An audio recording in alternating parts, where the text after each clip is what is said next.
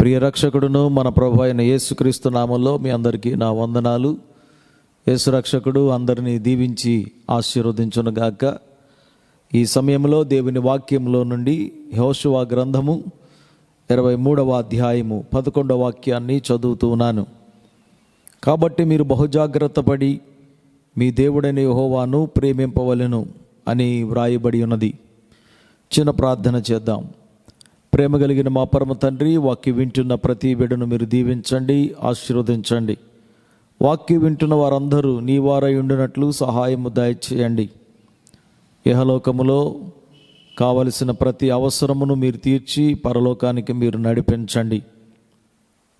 యేసయ్య నమ్మదగిన దేవుడవు, ప్రతి బిడ్డను మీరు కృపతో జ్ఞాపకం చేసుకోండి, పోషించండి, సంరక్షించండి, ఆదరించండి, ఆశీర్వదించండి. ప్రభువా, ఈ వాక్యాలు వింటున్న వారి జీవితంలో అద్భుతమైన కార్యములు మీరు జరిగించుమని ప్రార్థన చేస్తూ ఉన్నాను. నీ రాకడ కొరకై ఆయత్తపరచండి.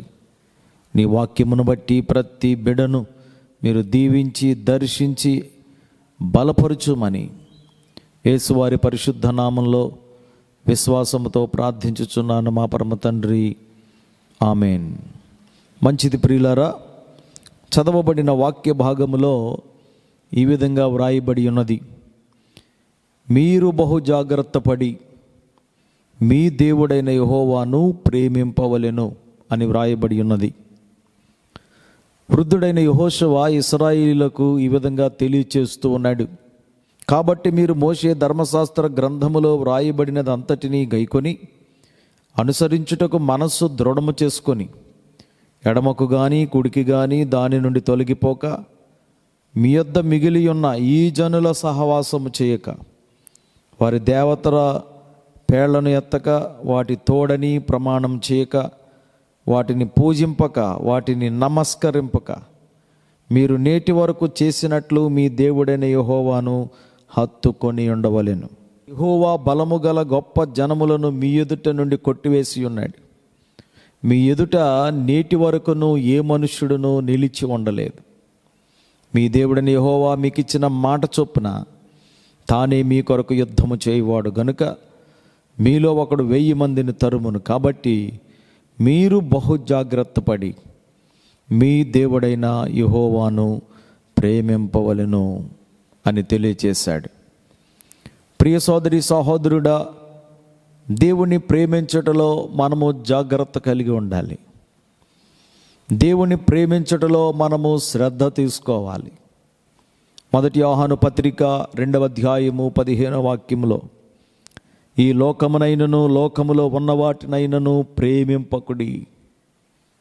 లోకములో ఉన్నదంతయు శరీరాశయు, నేత్రాశయు, జీవపు డంబమును తండ్రి వలన పుట్టినవి కావు, అవి లోక సంబంధమైనవే. దేవుని వాక్యం ఏం చెప్తుందంటే, మనము జాగ్రత్త కలిగి దేవుణ్ణి ప్రేమించాలని వాక్యం తెలియపరుస్తుంది. ఈ లోకమునైనను లోకములో ఉన్న వాటినైనను మనం ప్రేమించకూడదని దేవుని వాక్యం మనకి జ్ఞాపకం చేస్తుంది. ప్రియ సోదరి సహోదరుడా, ఈ లోకములో ఉన్నదంతయు శరీరాశ. ఈ శరీరానుసారంగా మనం ప్రవర్తించటానికి, శరీరానికి మనం రుణస్థులము కాదు. రెండవది నేత్రాశ. ఈ లోకాన్ని ప్రేమించటానికి, లోకానికి మనం రుణస్థులము కాదు. లోకము దాని ఆశయు గతించిపోతాయని వాక్యం చెప్తా ఉంది. మూడవది జీవపు డంబము. మనలను బట్టి మనం అతిశయపడటానికి మన జీవితం శాశ్వతమైంది కాదు. అందుచేత అశాశ్వతమైన లోకములో మనం ఉన్నాము. అశాశ్వతమైన వాటిని ప్రేమించక శాశ్వత కాలము నుండి శాశ్వత కాలం వరకు ఉండే దేవుడైన యెహోవాను మనం ప్రేమించాలి అని వాక్యం మనకి జ్ఞాపకం చేస్తూ ఉంది. ప్రియ సోదరి సహోదరుడా, ఈ లోకమును లోకములో ఉన్న వాటినైనను మనం ప్రేమించవద్దు అని బైబిల్ మనకి జ్ఞాపకం చేస్తూ ఉంది. 17వ వాక్యంలో, లోకమును దాని ఆశయు గతించిపోవచ్చున్నవి కానీ దేవుని చిత్తమును జరిగించువాడు నిరంతరము నిలిచిన దేవుడికి స్తోత్రం. నువ్వు నిరంతరము నిలిచి ఉండాలంటే ఈ లోకమును ప్రేమించకూడదని వాక్యం చెప్తా ఉంది. ప్రియ సోదరి సహోదరుడా, మరి లోకాన్ని ప్రేమించకుండా మనం ఎవరిని ప్రేమించాలి అనే విషయాన్ని దేవుని వాక్యం ద్వారా మీకు జ్ఞాపకం చేయాలని ఆశపడుతూ ఉన్నాను.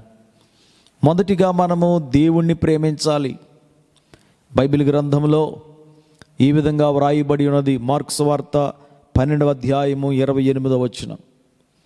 యేసు ప్రభువారు ఒక శాస్త్రితో చెప్తాడు, ఇశ్రాయేలు వినుము, నీ దేవుడైన ప్రభువు అద్వితీయ ప్రభువు, నీవు పూర్ణ హృదయముతో, పూర్ణాత్మతోనూ, పూర్ణ వివేకముతోనూ, పూర్ణ బలముతోనూ నీ దేవుడైన ప్రభువును ప్రేమింపవలెను అని యేసయ్య బోధించాడు. ఈ లోకములో మనము దేవుణ్ణి మనం ప్రేమించవలసిన వారమై ఉన్నాం. ప్రియ సోదరి సహోదరుడా, ఎప్పుడైతే మనం దేవుణ్ణి ప్రేమిస్తామో దేవుని వలన మనము ఆశీర్వదించబడతాం. దేవుణ్ణి ప్రేమించడం ద్వారా కలిగే ఆశీర్వాదం ఏంటి చూడండి. ఎఫెసీయులకు రాసిన పత్రిక 6వ అధ్యాయం 24వ వాక్యములో ఈ విధంగా వ్రాయబడి ఉన్నది. ప్రభువైన యేసుక్రీస్తును శాశ్వతమైన ప్రేమతో ప్రేమించు వారికి అందరికీ కృప కలుగునుగాక అని వ్రాయబడి ఉన్నది. ఎవరైతే దేవుణ్ణి ప్రేమిస్తారో వారికి కృప కలుగును అని బైబిల్ చెప్తా ఉంది. ఎఫెసీ 2:8 కృప ద్వారా రక్షణ దొరుకుతుంది, రక్షణ ద్వారా మనకి మోక్షము కలుగుతుందని బైబిల్ చెప్తుంది. దేవుణ్ణి ప్రేమించటం ద్వారా నువ్వు మోక్షానికి, పరలోకానికి అర్హుడవు అని వాక్యం మనకి బోధిస్తుంది. నువ్వు దేవుని రాజ్యంలోని ప్రవేశించాలంటే, పరలోక రాజ్యం చేరాలంటే, స్వర్గానికి వెళ్ళాలంటే ఈ లోకములో మనం దేవుణ్ణి ప్రేమించవలసిన వారమై ఉన్నాం. దేవుడికి స్తోత్రం. ఒకవేళ మనం దేవుణ్ణి ప్రేమించకపోతే మొదటి కొరింథీయులకు రాసిన పత్రిక 16:22 ఈ విధంగా వ్రాయబడి ఉన్నది. ఎవడైనను ప్రభువును ప్రేమింపకుంటే వాడు శపింపబడునుగాక అని వ్రాయబడి ఉన్నది. శపింపబడిన వాడంటే అర్థం ఏమిటి? మత్తయి సువార్తలో 25వ అధ్యాయం 41వ వచనంలో, నా తండ్రి చేత శపించబడిన వారులారా, మీకును అపవాదికిని దూతలకును సిద్ధపరిచిన నిత్య అగ్నిలోనికి పొండి అని దేవుడు ఆ రోజున తీర్పు చెప్తాడు. శపించబడిన వారు ఉండే స్థలము నరకము, అగ్నిగుండము. ఆశీర్వదించబడిన వారు ఉండే స్థలము పరలోక రాజ్యము. ప్రభువును ప్రేమిస్తే నువ్వు పరలోకానికి వెళతావు, ప్రభువుని ప్రేమించకపోతే అగ్నిగుండములోనికి, నరకానికి వెళతావని వాక్యం చెప్తా ఉంది.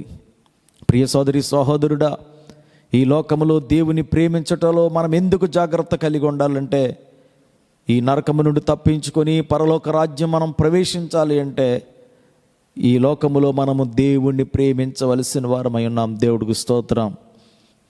రెండవది, దేవుని వాక్యమును మనం ప్రేమించాలి. 119వ కీర్తనలో 165వ వాక్యములో ఈ విధముగా వ్రాయబడి ఉన్నది. నీ ధర్మశాస్త్రమును ప్రేమించు వారికి ఎంతో నెమ్మది కలదు, వారు తూలి త్రొట్టిల్లుటకు కారణమేమీ లేదు. దేవుని వాక్యమును మనం ప్రేమించాలి. ఆదియందు వాక్యముండెను, వాక్యము దేవుని యొద్ద ఉండెను, వాక్యమే దేవుడై ఉన్నాడు. దేవుడికి స్తోత్రం. దేవుని వాక్యాన్ని ఎప్పుడైతే నువ్వు ప్రేమిస్తావో తూలి త్రొట్టిల్లుటకు కారణమేదీ లేదు. దేవుని వాక్యము నిన్ను పడగొట్టేది కాదు, నిన్ను నిలబెట్టేది. దేవుడికి స్తోత్రం. దేవుని వాక్యము కృంగిన వారిని లేవనెత్తేది. దేవుని వాక్యము నీ బాధలో నీకు నెమ్మది కలిగించేది. దేవుని వాక్యము నిన్ను స్వస్థపరిచేది. దేవుని వాక్యము నీ పాదములకు త్రోవను చూపించేది, నీ జీవితానికి చీకటిలో వెలుగునిచ్చేది. దేవుని వాక్యమును మనం ప్రేమించాలని దేవుని వాక్యములో మనం చదువుతూ ఉన్నాం. ప్రియ సోదరి సహోదరుడా, మొదటి కీర్తనలో ఈ విధంగా వ్రాయబడి ఉన్నది.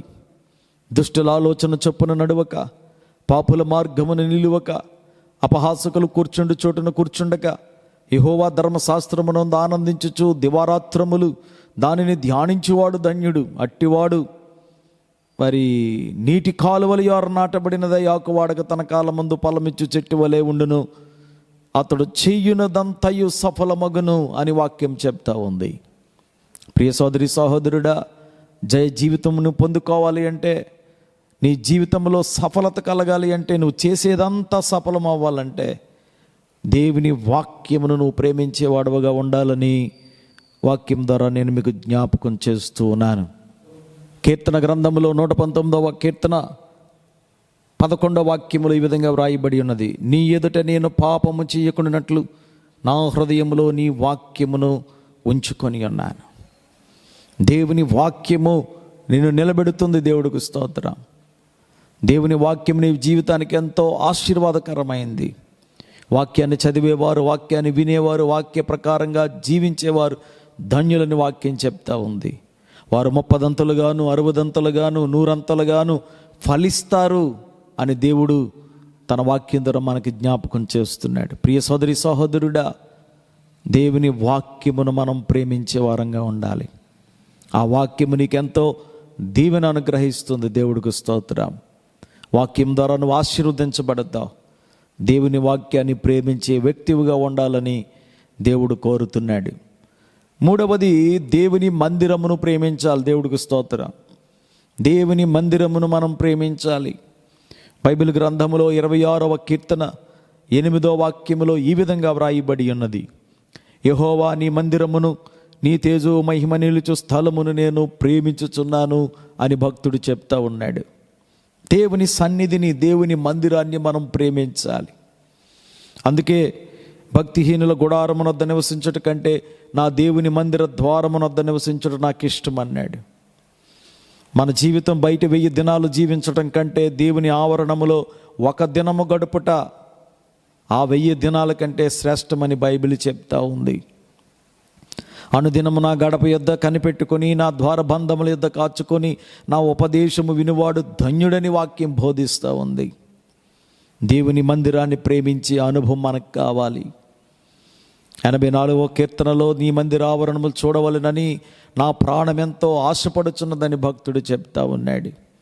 42వ కీర్తనలో దుప్పి నీటి వాగుల కొరకు ఆశపడినట్లు దేవా నీ కొరకు నా ప్రాణము ఆశపడుచున్నది అంటున్నాడు. దేవుని సన్నిధి కొరకైన ఆశ, దేవుని మందిరము కొరకైన ఆశ, దేవుని సహవాసము కొరకైన ఆశ ఈ లోకంలో భక్తులు కలిగి ఉన్నారు. మనము కూడా దేవుని మందిరాన్ని ప్రేమించే వారముగా ఉంటే దేవుడు మనలను ఆశీర్వదిస్తాడు. 65వ కీర్తన 4వ వాక్యములో నీ పరిశుద్ధాలయములోను నీ మందిరం యొక్క మేలు చేత మేము తృప్తిపరచబడదము అని వాక్యం చెప్తా ఉంది. దేవుడు మేలు చేత నిన్ను తృప్తిపరుస్తాడు. దేవుడికి స్తోత్రం. ఎప్పుడైతే దేవుని మందిరాన్ని ప్రేమించావో 16వ కీర్తన 11వ వచనంలో ఈ విధంగా వ్రాయబడి ఉన్నది, నీ సన్నిధిలో సంపూర్ణమైన సంతోషము కలదు, నీ కుడి చేతిలో నిత్య సుఖములున్నవి అని వ్రాయబడి ఉన్నది. నువ్వు మేలు చేత తృప్తిపరచబడాలంటే, సంపూర్ణమైన సంతోషాన్ని అనుభవించాలి అంటే నువ్వు దేవుని మందిరాన్ని ప్రేమించేవాడవుగా ఉండాలని వాక్యం చెప్తా ఉంది. యెరూషలేమా నిన్ను ప్రేమించేవారు వర్ధిల్లెదరు. దేవుని సన్నిధిని, దేవుని మందిరాన్ని, దేవుని సహవాసాన్ని, సంఘాన్ని ఎవరైతే ప్రేమిస్తారో వారు వర్ధిల్లుతారని వాక్యం చెప్తా ఉంది. దేవుడి నిన్ను వర్ధిల్ల చేయాలంటే దేవుని సన్నిధిని, దేవుని మందిరాన్ని, దేవుని సహవాసాన్ని, సంఘాన్ని నువ్వు ఎంతగానో ప్రేమించే వ్యక్తివిగా ఉండాలని వాక్యం ద్వారా నేను మీకు జ్ఞాపకం చేస్తూ ఉన్నాను. 4వది, దేవుని యొక్క సేవను మనం ప్రేమించాలి. ఎఫెసీయులకు రాసిన పత్రిక 6వ అధ్యాయం 7వ వాక్యంలో మనుషులకు చేసినట్టు కాక ప్రభువునకు చేసినట్టే ఇష్టపూర్వకముగా సేవ చేయండి అని వాక్యం మనకు తెలియచేస్తుంది. దేవుని యొక్క సేవను మనం ప్రేమించాలి. దేవుడికి స్తోత్రం. ప్రియ సోదరి సహోదరుడా, ఈ లోకములో మనము దేవుని సేవను గౌరవించే వారంగా, దేవుని సేవను పోషించే వారముగా, దేవుని సేవను మనం నడిపించే వారముగా మనం ఈ లోకములో ఉండాలి. దేవుని రాకడ వచ్చే వరకు ఆయన మందిర సేవ నిరాటంకముగా కొనసాగునట్లుగా మనం ఈ లోకములో మనం శ్రద్ధ కలిగి ఉండాలి. దేవుని వాక్యం చెప్తుంది 1 కొరింథీ 9:17 ఇది నేను ఇష్టపడి చేసిన ఎడల నాకు జీతము దొరుకును అని పౌలు గారు సేవను గురించి చెప్తా ఉన్నాడు. నాకు జీతము దొరుకుతుంది. పరలోకములో దేవుని యొక్క ఆశీర్వాదాన్ని, మెప్పు, మహిమ, ఘనత పొందాలంటే ఈ లోకములో ఆయన సేవను మనం ప్రేమించాలి. దేవుని యొక్క సేవను మనము ప్రేమిస్తే మనకి జీతము దొరుకుతుందని వాక్యం మనకు తెలియపరుస్తూ ఉంది. ప్రకటన 22:12 వాని క్రియల చొప్పున ప్రతి వానికి ఇచ్చుటకు నేను సిద్ధపరిచిన జీతము నా యొద్ద ఉన్నదని దేవుడు తెలియపరుస్తున్నాడు. పరలోక రాజ్యములో దేవుని యొద్ద నుండి బహుమానమును, జీతమును నువ్వు పొందుకోవాలి అంటే దేవుని సేవను ఈ లోకములో నువ్వు ప్రేమించే వ్యక్తివిగా ఉండాలి. దేవుడికి స్తోత్రం. అపోస్తుల కార్యములు 20వ అధ్యాయం 24వ వాక్యములో యేసు వలన పొందిన పరిచర్యను తుదముట్టింపవలెనని నా ప్రాణమును నాకెంత మాత్రమును ప్రియమైనదిగా నేను ఎంచుకొనటలేదన్నాడు అపోస్తులైన పౌలు గారు. దేవుడికి స్తోత్రం. తన ప్రాణము కంటే దేవుని సేవను ఎంతగానో ప్రేమిస్తూ ఉన్నాడు. ప్రియ సోదరి సహోదరుడా, దేవుని సేవ కొరకు భక్తులు ప్రాణాలే సమర్పించారు, హతసాక్షులైపోయారు. దేవుని సేవను మనం ముందుకు తీసుకువెళ్ళలేకపోతున్నాం. ఎంత భయంకరమైన పరిస్థితి. ప్రియ సోదరి సహోదరుడా, పేతురుతో ప్రభు అడుగుతున్నాడు, సీమోను పేతురు, నన్ను ప్రేమిస్తున్నావా అని. ముమ్మారు ఆ మాట అడుగుతాడు, నన్ను ప్రేమిస్తున్నావా, నన్ను ప్రేమిస్తున్నావా అని. నీకే తెలుసు ప్రభు అంటాడు. అయితే నా గొర్రెలు మేపు అంటాడు, నా గొర్రెలు కాయము అంటాడు, నా గొర్రెలు మేపు అంటాడు. ముమ్మారు నీవు నన్ను ప్రేమిస్తున్నావా అని అడుగుతున్నాడు దేవుడు. దేవుణ్ణి ప్రేమించటానికి గొర్రెలు మేపటానికి సంబంధం ఏంటి? దేవుణ్ణి ప్రేమించే ప్రతి వ్యక్తికి దేవుడు ఒక బాధ్యత ఇస్తాడు. ఆ బాధ్యత నిర్వర్తించిన వాడే దేవుణ్ణి ప్రేమించిన వాడు అవుతాడు. దేవుడికి స్తోత్రం. దేవుడు నీకు సహవాసం ఇచ్చాడు, దేవుడు నీకు ఒక సేవ ఇచ్చాడు, సంఘం ఇచ్చాడు, సమాజం ఇచ్చాడు. దేవుని సేవ కొరకు, సంఘము కొరకు ప్రతి వ్యక్తి కూడా పాటుపడాలని దేవుని వాక్యం మనకు జ్ఞాపకం చేస్తూ ఉంది. దేవుని దృష్టిలో నువ్వు ఆశీర్వదించబడిన వ్యక్తిగా ఉండాలంటే, పరలోక రాజ్యంలో నువ్వు జీతం పుచ్చుకోవాలి అంటే, ఇహలోకములో నువ్వు దేవుని సేవను నువ్వు కొనసాగించేవాడవుగా, పోషించేవాడవుగా, సేవను నడిపించేవాడవుగా, సేవను ప్రేమించేవాడవుగా ఉండాలని దేవుని వాక్యం మనకి జ్ఞాపకం చేస్తుంది. ప్రియ సోదరి సహోదరుడా, సువార్త ప్రకటించవలసిన భారము నీ మీద ఉన్నది. అయ్యో, నేను సువార్తను ప్రకటించకపోతే నాకు శ్రమ అంటున్నాడు పౌలు. ఆ శ్రమను నువ్వు పొందకుండా, ఆ శ్రమలో నువ్వు జీవించకుండా నువ్వు ఆశీర్వదించబడాలంటే సువార్తను ప్రకటించు, సువార్తను ప్రేమించు, దేవుని సేవను నువ్వు మొయ్యాలని వాక్యం బోధిస్తూ ఉంది. యవ్వన కాలమందు కాడి మోయిట నరునికి మేలు, అతని మీద మోపినవాడు యెహోవాయే అని వాక్యము మనకు తెలియపరుస్తుంది. ప్రియ యవనస్తుడా, సోదరి సహోదరుడా, బలమున్నంత వరకు ప్రభు కొరకు నువ్వు పని చేయాలి. ప్రభు సేవ కొరకు నీ జీవితాన్ని సమర్పించుకోవాలి. దేవుని సేవ కొరకు నీ జీవితం ఉపయోగపడాలి. ప్రభు సేవలో నీ జీవితం ఉపయోగపడకపోతే నువ్వు దేవుని యొక్క మహిమను చూడలేవు, దేవుని ఆశీర్వాదం పొందలేవు, నీ జీవితం వ్యర్థమే. అందుచేత ఈ లోకములో దేవుని సేవను నువ్వు ప్రేమించాలని దేవుని వాక్యం నీకు బోధిస్తూ ఉంది. 5వది, పరిశుద్ధతను మనం ప్రేమించాలి. పరిశుద్ధతను మనం ప్రేమించే వారముగా ఉండాలి. బైబిల్ గ్రంథములో సామెతల గ్రంథము 22వ అధ్యాయం 11వ వాక్యములో ఈ విధంగా వ్రాయబడి ఉన్నది, హృదయ శుద్ధిని ప్రేమించుచు దయగల మాటలు పలుకువానికి రాజు స్నేహితుడగునని వ్రాయబడి ఉన్నది. హృదయ శుద్ధిని మనం ప్రేమించాలి, అనగా పరిశుద్ధతను మనం ప్రేమించాలి. కల్లా కపటం లేని మనస్సు మనకు ఉండాలి. అటువంటి వారు ఆశీర్వదించబడతారు. హృదయాల్లో కుట్రలు పెట్టుకొని, కుళ్ళు పెట్టుకొని, అసూయ పెట్టుకొని, ఈర్ష్య, పగ, ద్వేషాలతో బ్రతుకుతూ దేవుని దీవెనలు నువ్వు పొందలేవు. దేవుడికి స్తోత్రం. చాలామంది దేవుడు ఏం చేస్తున్నాడు, దేవుడు కనబడతలేదు, లోకం ఇలాగ అయిపోతుంటే దేవుడు ఎక్కడున్నాడని అడిగేవారు ఉన్నారు. ప్రియ సోదరి సహోదరుడా, నువ్వు పాపంలో బ్రతుకుతున్నావు, పాప అంధకారంలో జీవిస్తున్నావు. నీ ఆలోచన భయంకరం, నీ హృదయం భయంకరం. హృదయం అన్నిటికంటే మోసకరమైనది, ఘోరమైన వ్యాధి కలది. చెడిపోయిన మానవులు ఇలా ప్రశ్నిస్తున్నారు, దేవుడు ఎక్కడున్నాడు, దేవుడు ఉంటే ఇన్ని రోగాలు ఎందుకు వస్తున్నాయి, దేశాల పరిస్థితి ఎందుకు ఇలాగ అయిపోయింది, దేవుడు ఏమైపోయాడు అని అడుగుతున్నారు. ఒక పాపాత్ముడు అడిగే ప్రశ్న ఇది. పరిశుద్ధులు ఆ విధంగా అడగరు. హృదయ శుద్ధి గలవారు ధన్యులు, వారు దేవుణ్ణి చూస్తారని బైబిల్ చెప్తా ఉంది. హృదయ శుద్ధి కలిగిన వారు హృదయంలో దేవుడు ఉంటాడు. దేవుని యొక్క స్పర్శ వారికి తెలుసు, దేవుని మనసు వారికి తెలుసు, దేవుని హృదయం వారికి తెలుసు, దేవుని ప్రేమ వారు అనుభవిస్తారు. అందుకని వారు ఆ మాట చెప్పలేరు. అందుచేత ఈ లోకములో చాలామంది దేవుణ్ణి శంకించేవారుగా, దేవుణ్ణి దూషించేవారుగా ఈ లోకములో జీవిస్తూ వారంతకంతకు చెడిపోయి నరకానికి వెళ్ళిపోతున్నారు. ప్రియ సోదరి సహోదరుడా, దేవుని వాక్యం చెప్తుంది పరిశుద్ధతను మనం ప్రేమించాలి. రోమాపత్రిక 12వ అధ్యాయం 9వ వాక్యంలో, మీ ప్రేమ నిష్కపటమైనది ఉండవలెను, చెడు దానిని అసహించుకొని మంచి దానిని హత్తుకొని ఉండుడని వాక్యం చెప్తా ఉంది. పాపాన్ని అసహించుకోండి, చెడుతనాన్ని అసహించుకొని పరిశుద్ధతను ప్రేమించండి అని వాక్యము నిన్ను ప్రోత్సహిస్తుంది. ప్రియ సోదరి సహోదరుడా, దేవుని వాక్యము ద్వారా నువ్వు దీవించబడాలంటే నువ్వు పరిశుద్ధతను ప్రేమించాలి. రేపు మీ మధ్య దేవుడు అద్భుత కార్యములు చెయ్యును గనుక మిమ్ములను మీరు పరిశుద్ధపరచుకోండి అని యెహోషువ ఇశ్రాయేలుకి చెప్పాడు. పరిశుద్ధత కలిగి ఉండడం ద్వారా ప్రభు కార్యాన్ని నువ్వు చూడగలుగుతావు. దేవుడు అద్భుతాలు నీ జీవితంలో జరుగుతాయి. దేవుడికి స్తోత్రం. దేవునికి ఇష్టం లేని హృదయాన్ని పెట్టుకొని మనం దేవుడికి ఎంత ప్రార్థన చేసినా దేవుడు మన ప్రార్థనకు ప్రతిఫలం ఏముడు. ప్రియ సోదరి సహోదరుడా, నీ హృదయాన్ని పరిశుద్ధపరచుకుంటే ప్రభు యొక్క కృపకు నువ్వు పాత్రుడు అవుతావు. అతిక్రమములు దాచిపెట్టేవాడు వర్ధలుడు, వాటిని ఒప్పుకొని విడిచిపెట్టేవాడు కనికరం పొందుతాడని బైబిల్ చెప్తా ఉంది. నీ హృదయాన్ని శుద్ధి చేసుకో. నీ హృదయంలో ఉన్న కల్మషాన్ని తీసేయి, పగను తొలగించు, నీలో ఉన్న ఈర్ష్య ద్వేషాలు తీసిపడాయి. ప్రియ సోదరి సహోదరుడా, నీ కంటిలో దూలం పెట్టుకొని ఎదుటివాని కంటిలో నలుసును వెతికే ప్రయత్నం చేస్తున్నావేమో, ఎదుటివారిలో తప్పుల కొరకు ప్రయాసపడుతున్నావేమో. జాగ్రత్త. ప్రియ సోదరి సహోదరుడా, మనుషుడు పై రూపం చూస్తున్నాడు, దేవుడు అంతర్యములను చూచే దేవుడు. మనుషుడు మాట్లాడిన దానికి తీర్పు చెప్తాడేమో, దేవుడు తలంచిన దానికి తీర్పు చెప్తాడు. పరిశుద్ధతను ప్రేమిస్తే నువ్వు ప్రభు వల్ల దీవించబడతావు. 6వది, దేవుని యొక్క రక్షణను మనం ప్రేమించాలి. 40వ కీర్తన 16వ వాక్యములో, నీ రక్షణ ప్రేమించేవారు యెహోవా మహిమపరచబడునుగాక అని నిత్యము చెప్పుకొందురు. దేవుని యొక్క రక్షణను మనం ప్రేమించే వారముగా ఉండాలి. దేవుడు ఇచ్చే విముక్తిని మనము ప్రియమైనదిగా ఎంచి మనము రక్షణను కోరుకోవాలి.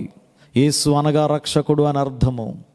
యేసుక్రీస్తు 2000 సంవత్సరాల క్రితము ఆయన రక్షకుడిగా ఈ లోకానికి దిగి వచ్చాడు. నా పాపముల కొరకు ఆయన సిలువలో తన రక్తమును కార్చాడు. సమాధి చేయబడ్డాడు. 3వ దినాన్ని తిరిగి లేచాడు. పరలోకానికి వెళ్ళాడు. ఆయన మరలా రాబోతున్నాడు. దేవుడికి స్తోత్రం. దేవుడు చేసిన రక్షణ కార్యమునందు నువ్వు విశ్వాసం ఉంచాలి. ఈ రోజున యేసు ప్రభును పట్టించుకునేవారు లేరు. యేసు ప్రభుని గురించి ఆలోచించేవారు లేరు. దేవుడు నీ కొరకు ఏం చేశాడో దేవుడి గురించి ఒక్కసారి ఆలోచించేవారు కూడా కరువైపోతున్న దినాల్లో మనం జీవిస్తూ ఉన్నాం. నువ్వు లేని పరలోకం నాకెందుకని, నువ్వు లేని ఆ స్వర్గం నాకెందుకని దేవుడు నీ కోసము పరలోకాన్ని విడిచిపెట్టేసి భూలోకానికి దిగి వస్తే ఆయన గొడవ నాకెందుకు అన్నట్టుగా మనం జీవిస్తూ ఉన్నాం.